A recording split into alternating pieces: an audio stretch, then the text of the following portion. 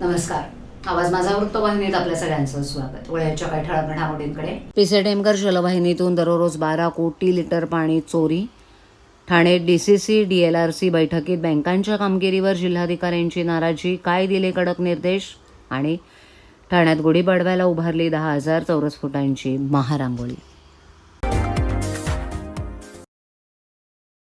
पिसे डॅममधून MIDC, stem आणि ठाणे महानगरपालिका जे पाणी उचलते त्यापैकी सुमारे 12 कोटी लिटर पाण्याची दररोज चोरी होत असल्याचं विरोधी पक्षनेते शनू पठाण यांनी उघडकीस आणलंय. आमणेपाडा ते सवाद दरम्यान पत्रकारांसह पाहणी करून या पाणी चोरीचा पर्दाफाश त्यांनी केलाय. दरम्यान या पाणी चोरीचे सर्व पुरावे आपण उपमुख्यमंत्री एकनाथ शिंदे यांच्यासमोर सादर करणार असल्याचं शनू पठाण यांनी सांगितलं. गेल्या अनेक दिवसांपासून ठाण्यात पाणी टंचाईची समस्या भेडसावते. या पाणी टंचाईमागे पाणी चोरी हे मुख्य कारण असल्याची माहिती विरोधी पक्षनेते शनू पठाण यांना मिळाली होती. त्यानुसार पठाण यांनी पहाटेच्या सुमारास पाणी चोरीच्या ठिकाणांची पाहणी केली. त्यानंतर आमणेपाडा ते सवाद दरम्यान नगरसेविका मर्जिया पठाण आणि पत्रकारांसह त्यांनी पाहणी केली. या पाहणी दरम्यान अनेक ठिकाणी मुख्य जलवाहिनीवरील वॉल्व्हवर जोडण्या करून नजीकच्या गोदामांना बेकायदेशीरपणे पाण्याचा पुरवठा केला जात असल्याचं निदर्शनास आलं. तसंच या 2 जलवाहिन्यांच्या मध्ये मातीचा रस्ता तयार करून टँकरमध्ये पाणी भरलं जात असल्याचंही उघडकीस आलंय. या संदर्भात विरोधी पक्षनेते म्हणाले की पिसे डॅममधून दररोज 300 दशलक्ष लिटर्स पाणी ठाणे शहरासाठी उचलण्यात येत असतं. हे पाणी टेमघर येथील शुद्धीकरण केंद्रात आणून पुढे ते ठाणे शहरात वितरित करण्यात येतं. पिसे ते टेमघर हे 17 किलोमीटर अंतर असून या दरम्यान जलवाहिनीवर दर 100 मीटरवर अनेक वॉल्व्ह असून या वॉल्व्हला 4, 6, 8 इंचाची अनधिकृत जोडण्या करून त्याद्वारे पाणी चोरी करण्यात येते. दिवसाला साधारणपणे 12 दशलक्ष लिटर्स पाणी चोरलं जाते. ठाणेकरांच्या हक्काचं हे पाणी बेकायदेशीरपणे गोदामं, टँकर माफिया चोरत असून पालिकेचे अधिकारी डोळे मिटून शांत बसलेत. त्यामागे कोट्यावधी रुपयांचा गैरव्यवहार होतोय. या पाणी चोरीचे सर्व पुरावे आपण उपमुख्यमंत्री एकनाथ शिंदे यांना सादर करणार आहोत, असं पठाण यांनी यावेळेला सांगितलं. 12 कोटी जो पानी चोरी प्रति दिवस हो रहा है TMC MIDC सिस्टम से, उसके सभी पुरावे लेके मैं खुद माननीय उप मुख्यमंत्री एकनाथ शिंदे साहब के पास जाके मुलाकात करके सभी पुरावे उनको देने वाले. ठाणे जिल्ह्याची जिल्हा सल्लागार समिती आणि जिल्हास्तरीय आढावा समिती बैठक जिल्हाधिकारी कार्यालय येथे जिल्हाधिकारी डॉक्टर श्रीकृष्ण पांचाळ यांच्या अध्यक्षतेखाली पार पडली. या बैठकीदरम्यान जिल्हाधिकाऱ्यांनी वार्षिक कर्ज योजना 2025-26 अंतर्गत बँकांच्या कामगिरीचा सविस्तर आढावा घेतला. यामध्ये प्रामुख्यानं स्वयंसहाय्यता गट कर्ज, प्रधानमंत्री सूक्ष्म अन्न प्रक्रिया उद्योग योजना, प्रधानमंत्री रोजगार निर्मिती कार्यक्रम, प्रधानमंत्री स्वनिधी, प्रधानमंत्री मुद्रा तसंच राज्य शासनाच्या विविध विकास महामंडळांच्या योजनांचा समावेश आहे. बँकांनी कर्ज मंजूर करून शासकीय योजनांचा लाभ वंचित घटकांपर्यंत पोहोचवावा असं आवाहन जिल्हाधिकाऱ्यांनी यावेळेला केलं. जिल्ह्यातील कर्ज ठेव गुणोत्तर सुधारण्यावर भर देतानाच आर्थिक समावेशन अंतर्गत सामाजिक सुरक्षा योजनांमध्ये प्रधानमंत्री जीवन ज्योती विमा योजना, प्रधानमंत्री सुरक्षा विमा योजना आणि अटल पेन्शन योजना बँकांनी केलेल्या कामावरही सविस्तर चर्चा करण्यात आली. त्यासोबतच नाबार्डशी संबंधित विषय, ग्रामीण स्वयंरोजगार प्रशिक्षण संस्था आणि आर्थिक साक्षरता केंद्र यांच्या कार्यपद्धतीवर चर्चा करण्यात आली. या बैठकीला अतिरिक्त जिल्हाधिकारी हरिश्चंद्र पाटील, RBIचे LDO निशांत यादव, नाबार्डचे DDM सुधांशु कुमार अश्विनी उपस्थित होते. तसंच विविध शासकीय विभागांचे प्रमुख, विकास महामंडळांचे जिल्हा व्यवस्थापक आणि बँकांचे जिल्हा समन्वयक यावेळेला उपस्थित होते. हिंदू नववर्ष गुढीपाडव्याच्या निमित्तानं ठाण्यातील गावदेवी मैदानात भव्य आणि आकर्षक महारांगोळी साकारण्यात आली आहे. श्री कोपिनेश्वर सांस्कृतिक न्यास ठाणे आणि संस्कार भारती ठाणे महानगर यांच्या संयुक्त विद्यमानं ही तब्बल 10,000 चौरस फुटांची रंगबिरंगी रांगोळी उभी करण्यात आली आहे. यंदा या महारांगोळीची संकल्पना वंदे मातरम या राष्ट्रभावनेवर आधारित असून देशभक्तीचा संदेश प्रभावीपणे मांडण्यात आला आहे. भारतमातेचे प्रतीक तिरंगा तसंच संस्कृती आणि एकात्मतेचं दर्शन घडवणारी विविध चित्र रांगोळीतून साकारण्यात आली आहेत. ही भव्य रांगोळी साकारण्यासाठी स्थानिक कलाकार, स्वयंसेवक आणि संस्कार भारतीच्या कार्यकर्त्यांनी अनेक दिवस परिश्रम घेतलेत. त्यांच्या कलाकौशल्यामुळे गावदेवी मैदान देशभक्तीच्या रंगानं नटलंय.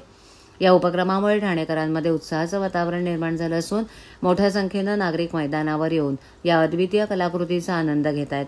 गुढीपाडव्याच्या पार्श्वभूमीवर साकारलेली ही वंदे मातरम महारंगोळी ठाण्याच्या सांस्कृतिक वैभवात भर घालणारी ठरली आहे. लोक अदालतीच्या निमित्तानं वाहतूक शाखेच्या तिजोरीला लक्ष्मी दर्शन झाले. वाहतूक नियमांचं उल्लंघन केल्याप्रकरणी कारवाईचा दंड प्रलंबित ठेवणाऱ्या वाहन चालकांनी महसुलात भर टाकत चलान दंडाचं ओझं हलकं केलंय.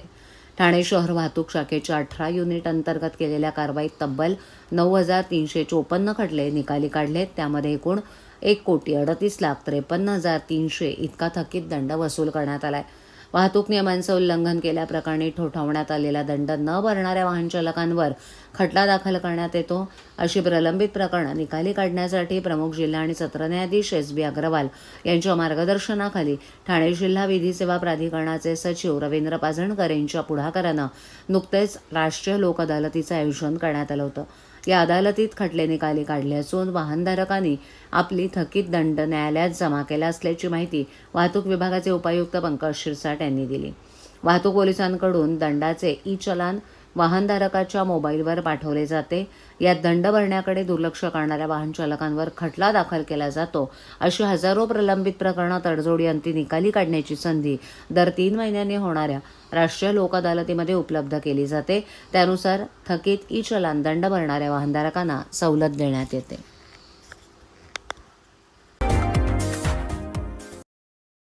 बदलापूर इथे स्त्री बीज विक्रीचं धक्कादायक प्रकरण उघडकीस आलं असलं तरी त्याचे धागेदोरे ठाणे शहरातही आढळून आलेत. ठाण्यातील एका प्रख्यात रुग्णालयात विनापरवाना सुरू असलेल्या IVF सेंटर इथे अशाच प्रकारचे गैरप्रकार सुरू असल्याचं समोर आल्यानंतर ठाणे महापालिकेच्या आरोग्य विभागानं या रुग्णालयाची मान्यता तात्काळ रद्द केली आहे. त्यानंतर सोनोग्राफी मशीनही सील केल्यात. महापौर शर्मिला पिंपळोलकर यांनी या प्रकरणाची गंभीर दखल घेतली असून ठाण्यातील सर्व IVF आणि सोनोग्राफी सेंटरची तपासणी करण्याचे निर्देश प्रशासनाला दिलेत. याबाबत महापौर शर्मिला पिंपळोलकर यांनी आज दालनामध्ये बैठक आयोजित केली होती. या बैठकीला शिवसेना गटनेते पवन कदम तसंच मुख्य वैद्यकीय आरोग्य अधिकारी डॉक्टर प्रसाद पाटील उपस्थित होते. गरीब महिलांना पैशाचं आमिष दाखवून त्यांना इंजेक्शनद्वारे गर्भात जास्तीची बीजं तयार करण्यास भाग पाडलं जात होतं. त्यानंतर ही बीजं काढून लाखो रुपयांना विकली जात होती. मूल नसलेल्या जोडप्यांकडून मोठ्या रकमा उकळून हा बेकायदेशीर व्यवहार केला जात असल्याची माहिती डॉक्टर प्रसाद पाटील यांनी दिली. दरम्यान ठाण्यातील प्रख्यात रुग्णालयातील मान्यता नसलेल्या IVF सेंटरवर 6 मार्च रोजी ठाणे महापालिकेच्या वैद्यकीय अधिकाऱ्यांनी छापा टाकला होता. या कारवाईत सेंटरची मान्यता रद्द करण्यात आली असून तेथील 3 सोनोग्राफी मशीन्स सील केल्या आहेत. या पार्श्वभूमीवर महापौर शर्मिला पिंपळोलकर यांनी ठाणे महापालिका हद्दीतील सर्व IVF सेंटरची तातडीनं तपासणी करण्याचे निर्देश दिलेत. या प्रकरणाचा तपास नियमित मॉनिटर करून प्रशासनानं दर आठवड्याला अहवाल सादर करावा. तसंच आरोग्य विभागानं ज्या पद्धतीनं कारवाई केली आहे तशीच कारवाई सातत्यानं सुरू ठेवावी असे निर्देश महापौरांनी दिले आहेत.